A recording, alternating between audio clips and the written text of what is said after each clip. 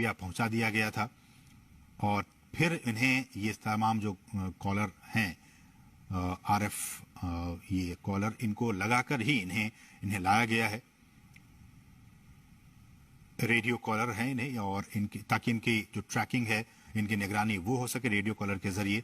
और फिर इन्हें हम जैसे कि बता रहे हैं कि इनको आइसोलेशन में रखा जाएगा और फिर इन्हें जंगलों में मुक्त किया जाएगा। तो ये कुछ अहम बातें हमने आपको बताई कि किस तरह से वहां पे इन्हें पकड़ा गया और फिर उनके बाद उनको जो तमाम रूल्स एंड रेगुलेशंस हैं उनके जरिए इन 8 चीतों को भारत लाया गया है। 70 साल पहले हमारे देश में बहुत सारी चीते हुआ करते थे, लेकिन किन्हीं ना किन्हीं वजहों से वो सारे विलुप्त होते चले गए। कुछ अवैध शिकारियों के शिकार बन गए। एक भी हमारे देश में चीता नहीं बचा।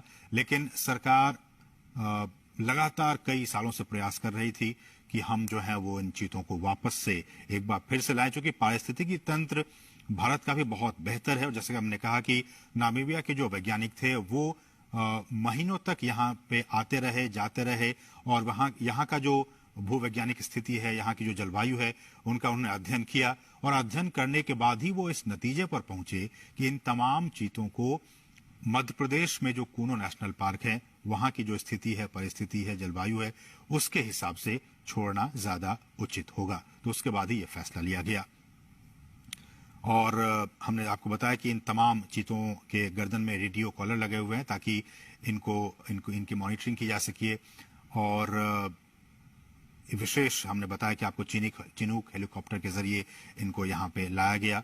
और प्रधानमंत्री मोदी आप देख सकते हैं इनको विशेष जो क्रेट्स थे उनको खोलकर, और प्रधानमंत्री ने इनको खुद वहां मुक्त किया। वो वहां पे अब विचरण कर रहे हैं। जो चीता प्रोजेक्ट है, अगर मैं इसकी बात करूं, ये भी बहुत महत्वपूर्ण है आपके लिए जानना कि किस तरह से भारत में चीतों को एक बार फिर से बसाने की यहाँ पे कार्य योजना बनाई गई।